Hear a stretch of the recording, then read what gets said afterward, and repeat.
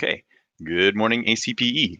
I'm your host, Stephen Yamada with OETC, and we want to welcome you to So You Want to Be a K-12 Technology Leader? Let the CETL show you how.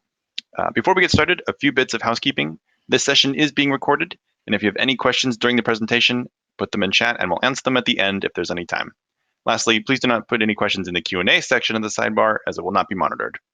With that out of the way, I'd like to welcome our speaker, Tashawn Christie, Executive Director of Organizational Effectiveness at Kent School District. Tashawn, take it away.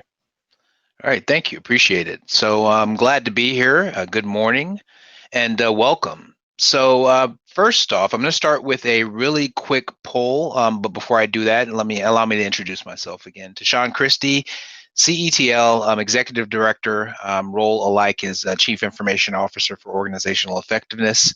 I'm responsible for data, assessment, research, technology, and strategy for Kent School District.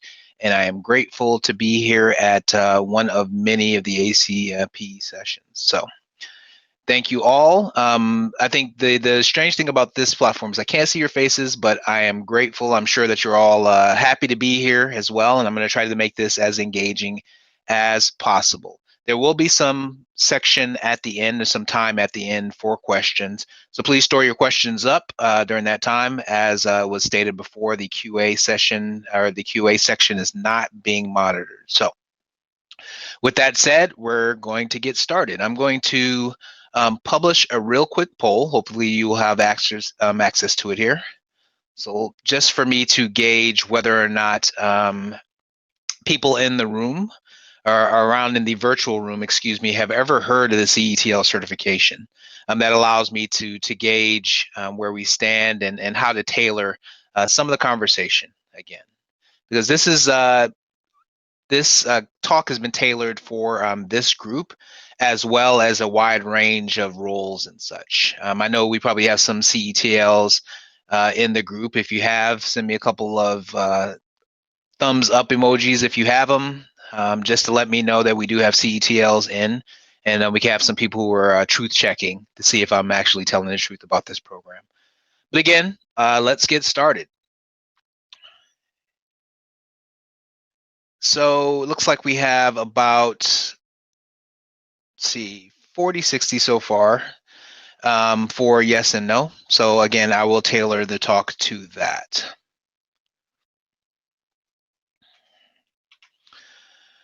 All right, so the CETL stands for the Certified Educational Technology Leader certification. And the certification is based off some very basic frameworks here, right? We're going to get a little bit deeper into the frameworks in this next section, but the framework of essential skills is comprised of 3 primary professional categories that sum up the work of education tech leaders and the work that educational tech leaders do in the field. These categories encompass 10 specific skill areas which help to outline the responsibilities and knowledge needed to be a viable educational technology leader. This framework is the structure and the heart of what we feel everything that a successful CTO needs to know. And to the framework. So just so you're aware, I'm going to say CTO all throughout this talk, but this also applies to tech directors, instructional tech supervisors, managers, etc. Anyone who either is in a leadership role or aspires to be in a future leadership role in technology. As we know, there's lots of different roles that exist in our space. And we want to be able to take care of them all. So I'm going to walk through this framework and give a little bit of detail in some of these sections just to help guide our thinking, our understanding of what the framework consists of. So leadership and vision. I think when most people think about leaders, especially in technology and other fields, they think about this leadership and vision section. It's mainly how do you set goals? How do you strategize towards those goals? How do you lead a team? Because the most surprising thing to most people who become leaders in technology, who have never been leaders before, is the actual people management portion. And so there is a leadership and vision section to help with that. Strategic planning. How do you decide and define exactly what needs to be accomplished and is aligned to the strategic goals of the district that you work in? Very important. Ethics and policies. It is more often than not that you deal with state and federal legislation, that really has to do with exactly how do you accomplish the work and then within what parameters. There's a lot of compliance that goes into technology leadership, and it's important to know what exists in that space. So that's leadership and vision. In the managing technology and support resources category, information technology. So it's a base that if you are a technology leader, you should at least have a base understanding of information technology. This gets a little bit deeper into some of the nuts and bolts of how we do what we do. Communication systems, anyone who has been in this field for a long time knows that for a while there was telecom and technology, and they were a little bit separate, connected only because we were the people who dealt with wires. But as networks became more and more converged, communication systems got rolled into technology and technology support. So it's important to understand that a CTO needs to understand communication systems just so you're making the proper investments. Business management, you would be surprised at the number of number of contracts that we get as a technology leader, reviewing contracts as well as making sure that you get the best prices.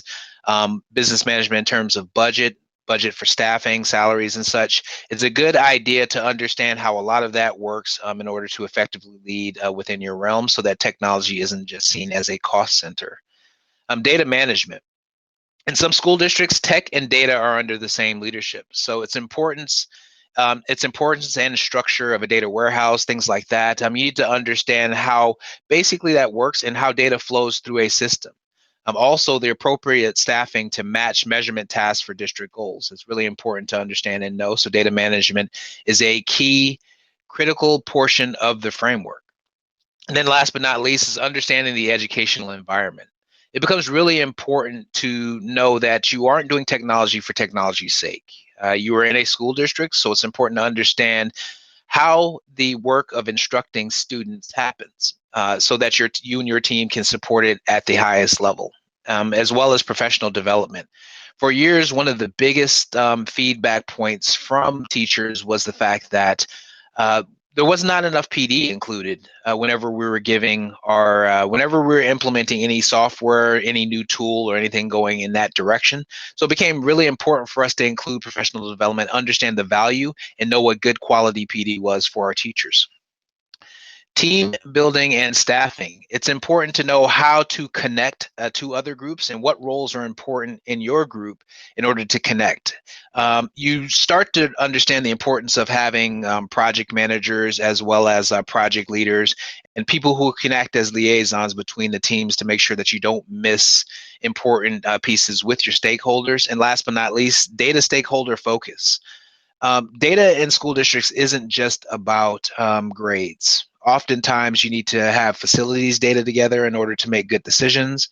You need to have an understanding of financial data in order to make sure that everyone in your system understands where they are from a budget standpoint. And often, technology is involved in all of those conversations. So it's really extremely important to know the who's, the what's, and the how's for how your data works and what is important to who, which involves digging deeper into processes and such. So, and last but not least, I don't want to leave out those things at the bottom. In order to really be successful in this role, it's important to know that your core values and skills that every single CTO, director, manager, anyone who is in a leadership role needs to understand is being an effective communicator, innovative, courageous, and results-oriented, flexible, and adaptable. As you know, over the last 14 months, these have been critical skills for anyone who has needed to navigate their district through a series of unknowns over the last little bit. And it will be that case into the future. So it's really important for us to understand those core values and skills. So the way that we use the framework is to really dig into where we stand. That's the self-assessment piece. And also to understand the role, again, of the CTO within a district leadership structure. I'll take a step back. In the past, it was pretty obvious when a tech director or the person who was responsible for leading technology was not involved in decisions, because you are often having to scramble and pivot last minute. It becomes very important for our technology leaders to be able to sit in high-level meetings and to be able to be on the front end to help strategize in terms of how technology can support any district's initiatives. It also helps to validate. A lot of CTOs, tech directors are in this space and already have the skills and skill set. So as we walk through that framework, or as we walked through that framework, if you can tie some of these things that you do well and then strengthen the things that are areas of growth for you, it becomes really important in order to connect the dots. And also to help guide the CTO interview and hiring process. It's become more and more prevalent that the CETO framework and skills live in documents to where superintendents and hiring staff will look through the framework to determine whether or not someone is actually qualified for a chief technology officer job. A lot of advocacy has happened from COSIN and others to make sure that that happens. And also this roadmap for professional development. So again, if we go back to our areas of growth and our strengths, if you focus solely on your strengths, then what'll happen is you'll limit yourself. You'll run into a ceiling of what's possible in terms of your professional growth, as well as your opportunity to lead in more and varied ways. So this framework gives you that roadmap so that you can determine and target the specific skills that you need in order to continue to grow as a leader.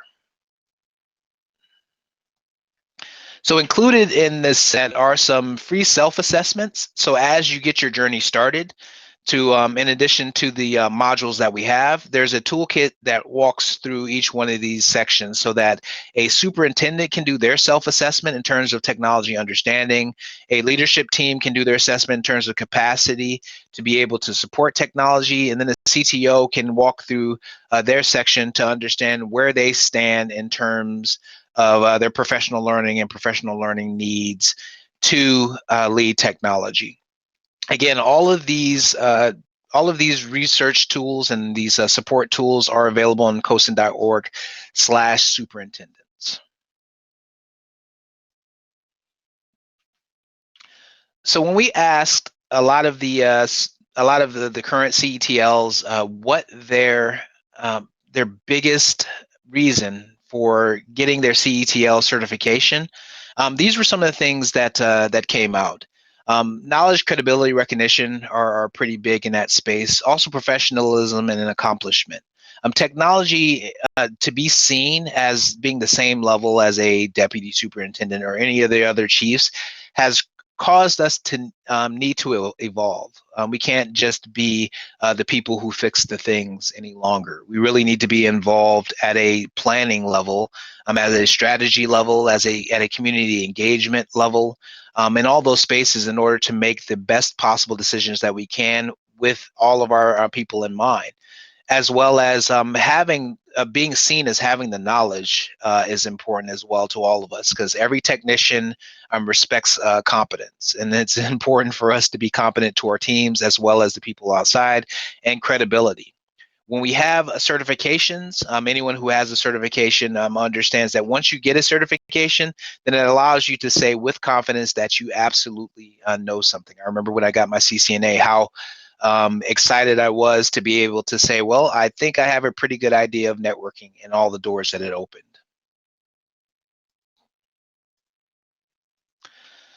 So that leads to the question, why certification? So as we walk through some of these pieces, there's going to be some things that hopefully become obvious to you. Is that through the certification, especially the CETL certification, it is very specific to educational technology leadership.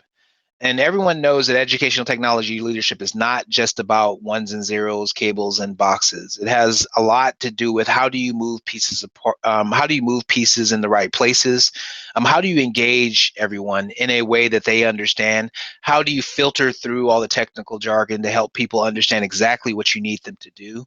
All those things are important in terms of certification. So once you become certified, then it allows you to validate your functions, right, across all your job pieces, and as well as to gives you the opportunity to be at the cabinet level.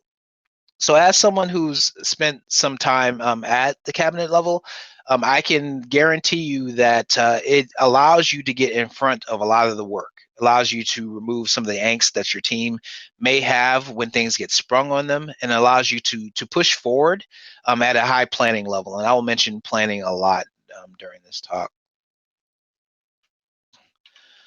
So CETL and your leadership. So this slide usually is for executive leaders who are part of the hiring process, but I wanted to include it in order to help you see what some may look for in this space.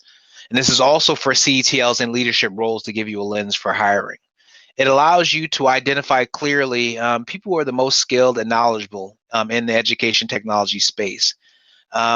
Helps you to match whatever skills and technology that you have in your district to the job requirements that you're posting, and to be able to know that any candidates that you get will be qualified if they have the CETL designation. Also, your commitment to the highest standards. The CETL is the Educational Technology Leadership certification, which means that the number of people that have it is relatively small right now, but it also means that the people that you are getting at are high caliber in terms of their understanding of the framework and all the aspects of getting the job done correctly.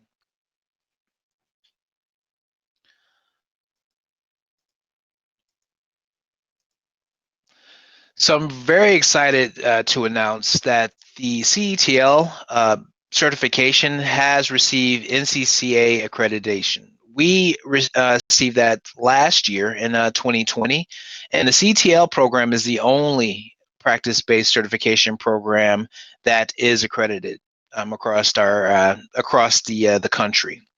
This is really important because if you look through all of the major certifications, like the CCNA, all the Microsoft certifications, they're all accredited so that that a high standard goes into the auditing process as well as the governance process and everything that goes into it.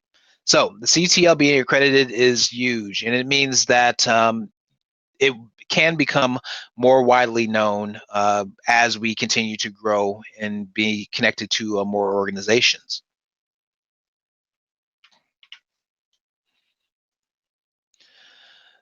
So the value of accreditation to us means that there's a universal level. So once you're accredited, people understand that your governance structure is in place. You have officers in certain positions who are required to not be involved in your testing process. They go through an analysis process to make sure that you don't have any firewall breakage, meaning that you don't have people who are teaching the test who are also responsible for the efficacy of the program. We make sure that we do our testing practices as well as our psychometric analysis. We can withstand any challenge to the validity of the test as well as how stringent and rigorous the test is. We have our policies and procedures all published, as well as an ongoing test maintenance, which happens quite often. And then towards the end, I'm going to mention a lot of the subgroups that go into this, as well as our ethical practice and our financial stability. We are operating at a slight surplus continuously because of program intake as well as our continued growth of the system. So there is a value to accreditation. So the value of certification. Again, going back to some of the things that I mentioned as far as the CTO space, this allows you to show, again, your public employers as well as anyone in your industry that you have met really high standards. Again, the test is not difficult if you spend the time, but you do need to spend the time. Anyone who is a CTL that you will talk to will tell you that the test was surprisingly difficult. Meaning that it actually did test some core competencies and allowed you to be able to, again, with confidence, say that you can step into this space. Again, it demonstrates your commitment to continue professional development. A lot of times, again, you become stagnant in a role. The best way to get out of that role is to apply additional professional development to you and your skill set. And this is a very important addition, the certification. Also, you get advocacy opportunities. So in the past 2 years, there's been a very big push for a small subset of digital equity, which includes connectivity. right, and devices. COSIN has been advocating heavily at the federal level to ensure that all students are able to be connected. Connections to the FCC, as well as high-level advocacy efforts towards the recent EBB, the Emergency Broadband Act, and as well as some other opportunities that COSIN gives you in order to advocate for things specific to digital equity and technology needs at the federal level. And also networking opportunities. At the COSIN conference each year, the CETLs do meet, and every other year have summits, to where during the summits we have professional development and learning specifically for CETLs and others for um, topics that will grow our careers.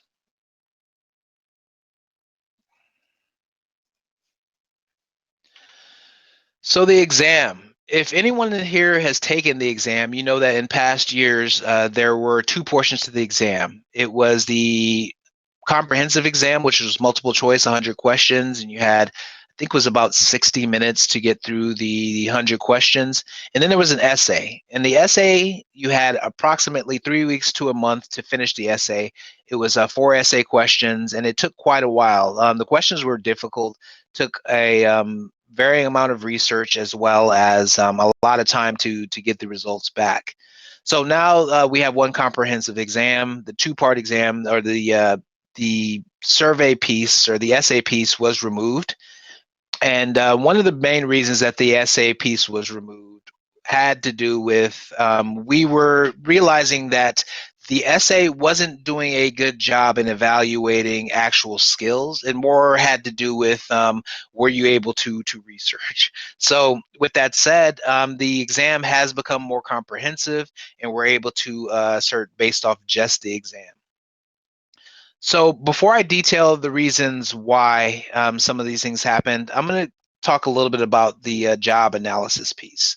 So for our assessments and on any of the selections that we make, it's very important that we make a connection between the tasks that a person does in their job and the competencies needed. So as we walk through those competencies, we can apply those competencies to creating an assessment that actually fulfills and walks through all the job requirements and responsibilities of any individual who wants to become a CETL.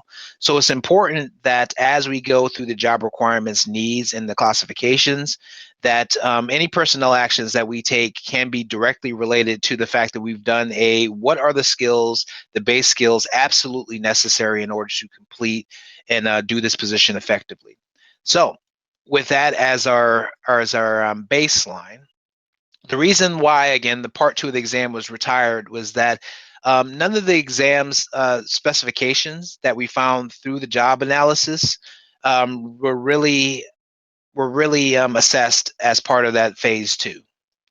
One of the things that we realized, again, was that the multiple choice questions were comprehensive enough to be able to fulfill the need of this person is qualified to lead technology at a high level.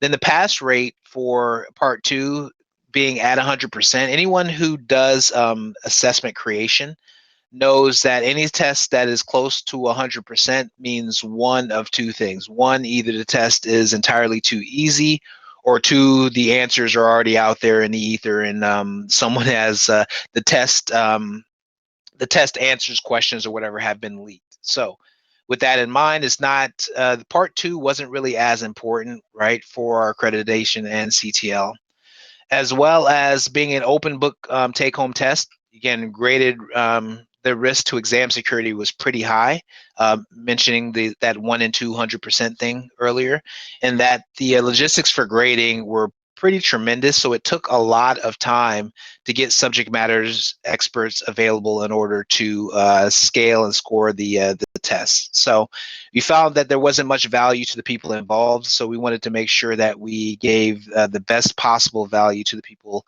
taking the test. And then we updated the exam score reporting.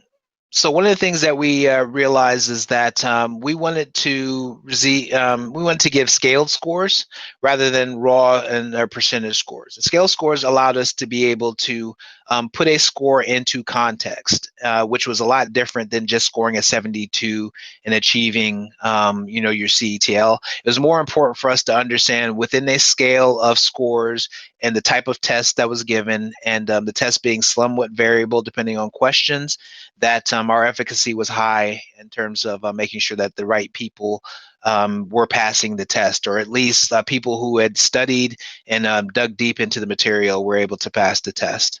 And also to increase exam security. Again, part of the accreditation process was to ensure that our exams were secure, or we wouldn't have been accredited. As well as we included brand new recently with the pandemic, and also with school building closures and travel, and not being 100% sure that every testing center was available. Brand new, we have remote proctored virtual exams, and those exams are available through Pearson ProView. So that is a very recent thing. I believe that was about 2 months ago when we received our final notifications from Pearson that was available. So there are additional testing opportunities rather than having to show up at a local Prometric or another place. So for the tests specifically, we adjusted these to match the current needs of districts and students. Because again, when you're in educational technology, one of the things that you do have to understand and realize constantly is the fact that you are in technology for education's sake, and not in technology for technology's sake. But again, some of these have been adjusted to really reflect what is important for an educational technology leader. So leadership and vision reduced slightly so that we can add more to the understand the educational environment, and also managing technology and support resources. As you can see, this seems to be for a higher level technology leader, kind of where you spend some of your time. And I know that some technology leaders will say that that's not true, but I know that for the vast majority, leadership and vision, which really sticks in that planning piece, is where you spend a lot of your time, so that you can execute the educational environment pieces and the managing pieces effectively.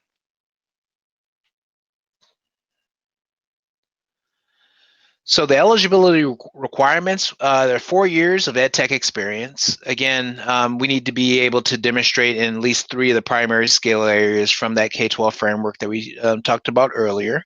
The bachelor's degree, but there's also the degree requirement can be waived with years of educational technology experience, and that's 7. And then you have to sign the code of conduct in terms of confidentiality, just to make sure that, again, since this is a high-level professional technology leadership certification, it is highly important that we do have a code of conduct for people who represent us as CETLs. And then coming soon, we have a CETL Plus USA option, which allows you to have the exam with USA specific content, because there are laws and policies specific to the USA that are necessary in order to be a technology leader in this space. But since we do have connections with international portions of this, we also have an exam that will be used for our international individuals, which will be the CETL exam. Again, the Plus USA will also be a standalone exam that includes USA specific. So there is a possibility to get a CETL and then add the Plus USA designation. Any current CETLs prior to the USA test being distributed would be considered a CETL Plus USA. So how do you apply? So first we start off by reading the CETL candidate handbook. That candidate handbook can be located at that URL below. That's cosin.org/certification. For a qualified applicant, first you need to create your COSIN certification database account profile.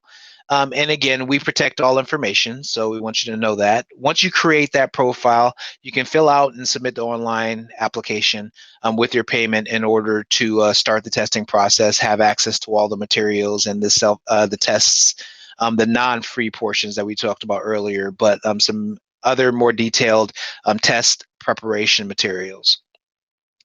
And then one thing that you just need to be aware of, you do not need to be a COSIN member to apply for this process. There are some connections to the CETL and having a group membership for your organization. But for the CETL, you do not need to be a COSA member to apply for the process. So preparing for the exam. So in order to prepare for the exam, there's a few things that you can do, and normally this can take place over a week or two, right? Because it's a pretty good idea to do the self-assessment maybe a couple of different times, as well as the practice exam. So you do the self-assessment, take the practice exam, and then there will be some self-directed courses as well. We also have a national facilitated virtual course, which is led by subject matter experts who are also CETLs. Normally, they will be in your region, right? You can connect with your COSA state chapter if you have one. Some of our states do not have state chapters, and we can get more information to you if you reach out to me directly. Form a study group. The study groups are very impactful. I'm still connected to a majority of the people that were in my study group as well, and that was about 5 or 6 years ago. We still connect on certain issues, still ask a lot of questions of each other, because as you become a leader, this becomes a really good group to be connected to, because they're often at the edge, the bleeding edge of technology, as well as technology leadership.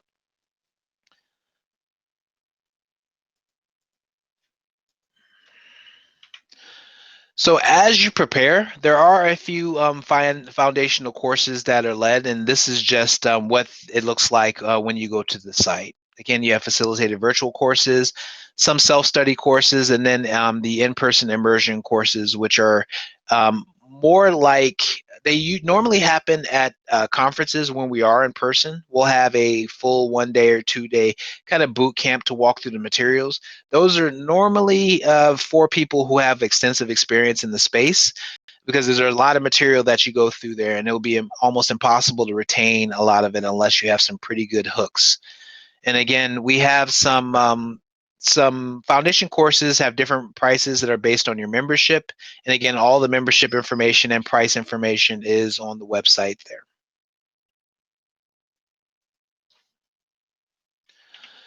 So once you have your certification, then what happens is you can use the CETL professionally after your name. You're listed in our CETL directory.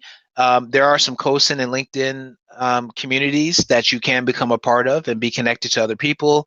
Your superintendent gets a notification letter, and often your superintendent will give that information out to the rest of your team and district so that they can be aware that they do have a CETL on staff. You get a digital badge that you can allow to use in your emails, and then opportunities to be involved with the certification program as a whole. There's a lot there, but again, the really important pieces are the notification letter to the superintendent, because again, the CETL gives you opportunities to be connected to the work of your district at a much higher level. So a lot of people might feel that you're not an educator because you're in technology, but I would always push against that. We are partially responsible for the education, teaching and learning, specifically the learning portion. We are partially responsible in terms of our partnership with our stakeholders, so it becomes very important for that to be recognized at your district so that you can be included in more conversations. So you've been certified for a few years. Now, every 3 years, you need to be recertified. And the recertification process is pretty painless, especially if you're involved in the work at any reasonable level. So for instance, if you were recertifying as a CETL, just sitting through this hour and 15 minutes will count as an hour towards your recertification. Right. So we have continuing education, our e-learning pieces, teaching and instruction. So right now I'm getting an hour for just doing this session, as well as prep time and those types of things. Professional membership, as well as whether or not you've published any works, and any volunteer and leadership work across several different spaces, or you can retake the exam. I highly encourage you to do one of those 7 bullets above, because again, that's just the work that you continuously do. So it's not tough to continue to recertify. The toughest part is actually passing the exam. Once you get there, it starts to feed itself.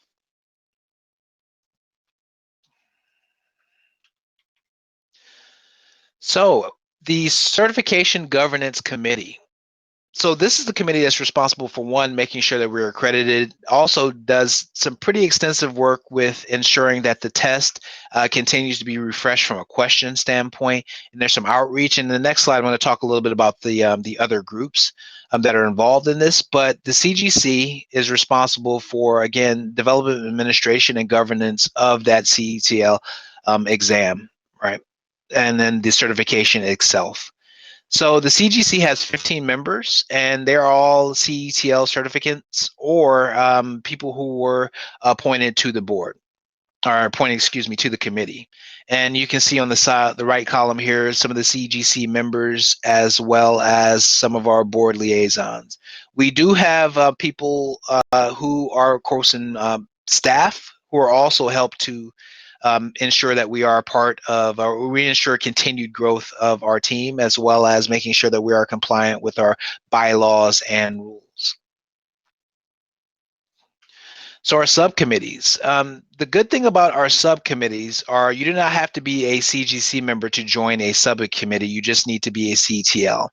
So the ambassador subcommittee allows us to be able to connect over social media. We had a couple of pretty big social media campaigns during the COSIN conference last year to be able to connect people to understanding the why behind why did a person become a CETL. There are a lot of good stories about the opportunities that it gave them, as well as the ability to be able to stand in front of their school board, their staff, and to be able to, with confidence, say that they're able to lead in a way that makes sense to the district. We have our exam committee, again, the people who review the frameworks to make sure that our exams are rigorous enough to set the foundation for what a CETL is. We have our appeals, which if someone does not pass the exam, or if they appeal, they're already a certificate, they've gotten past their recertification date, they want to appeal a decision made off of their recertification. The appeals committee handles that.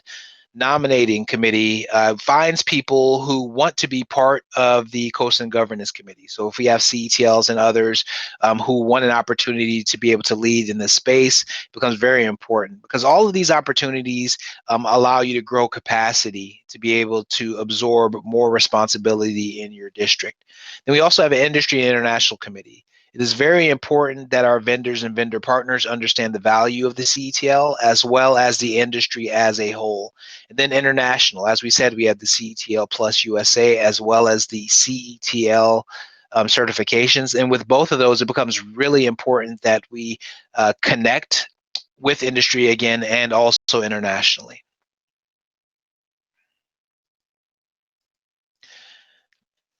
And currently, our CETL numbers, I know this might be a little bit hard to read, but across the country, we have a lot of CETLs. You'll notice that we do have some countries which are, or some, excuse me, some states which are really in need of a CETL or two, right? But we have some that are pretty large, including Texas and Illinois at 66 and 55 respectively, as well as North Carolina at 67. Washington has 28, Oregon with 10, Idaho 3, and such.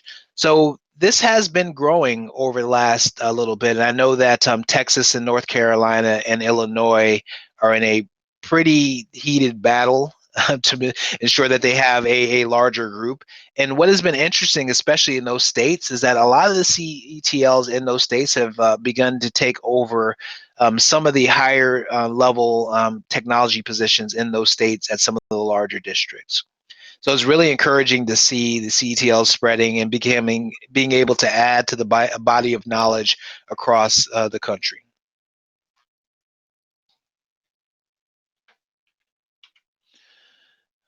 All right. And last but certainly not least, reach out to a CETL. We have our interactive directory at thiscosin.org.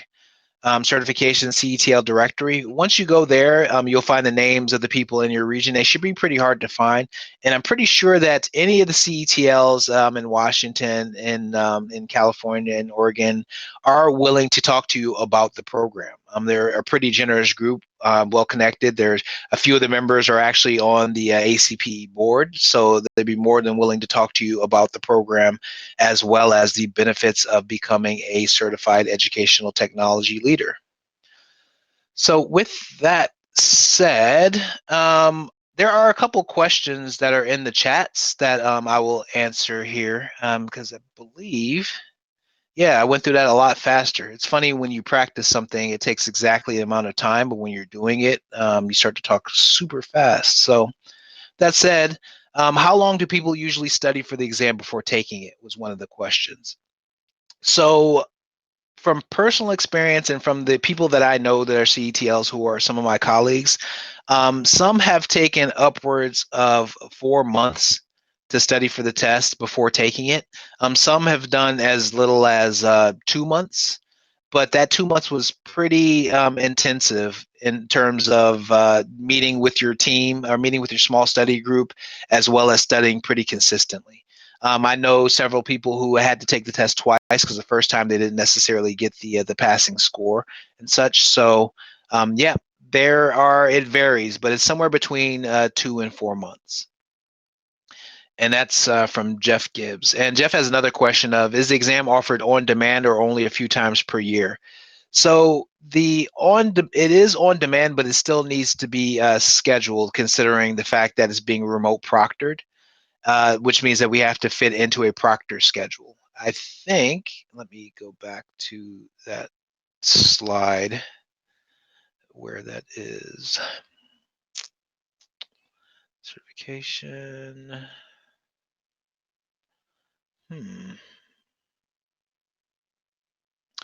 Yes, with the remote, excuse me, with the, where is it at?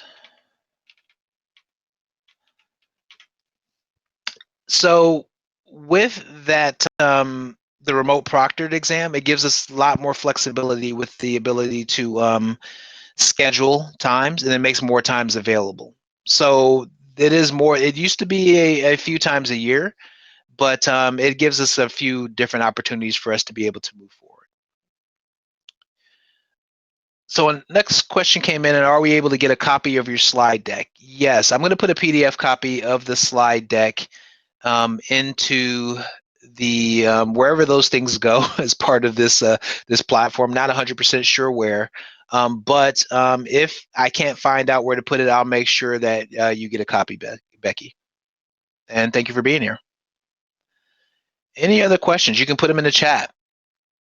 Let's see, can I get a copy too? I will make sure that I get those copies out, especially to your group, and I'll also figure out where those things go within here. So you should be able to look up the section and then find everything that's associated to the section. I'll make sure that it gets copied out somewhere so that everyone gets access to it. So again, in the chat, I don't know if anyone else has any questions. Again, I got through that pretty quickly. About 45 minutes when it was supposed to be an hour and 15 minutes. Let's see. So Patrick, thank you for sharing. Patrick shared that he just went through a 12-week CETL work group with about 30 people. A lot of great information was shared even if you don't go on to get certified. Again, that's a really good point, Patrick, and I appreciate you sharing that. The framework itself, even though it's tied to the CETL and the certification, imagine walking into a role and having a good grasp of all of these things, right? It gives you the opportunity to continue. Again, if growth within your role is important, it gives you the opportunity to continue to grow in that space. Which is good. I hope that everyone wants to at least grow in their professional knowledge to be able to do their jobs better, and this will give you the framework for that. So I appreciate that, Patrick.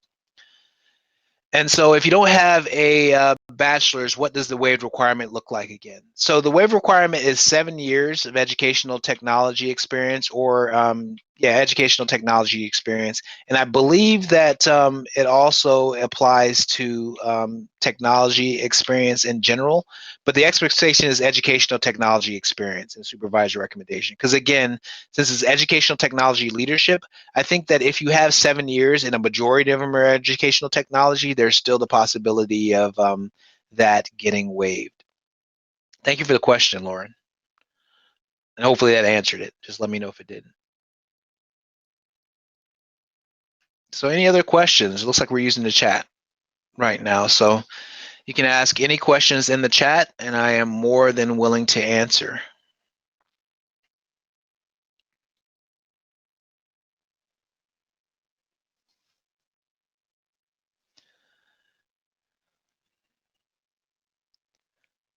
And so I was asking questions. That's why there was a little bit of, you just kind of popped in at exactly the right time in terms of the silence. It hasn't been silent like that for the last 45 Oh, no, minutes. I've been here the whole time. I noticed that you were getting questions, so we'll just let Okay. you handle it. But it looks like there are no more questions coming Oh, in, perfect. so I'm going to go ahead and wrap up the session. Deshaun, thank you for your time and thank you for sharing. All right. Thank you. Thank you, everyone, for being here. Really appreciate it. Appreciate the engagement.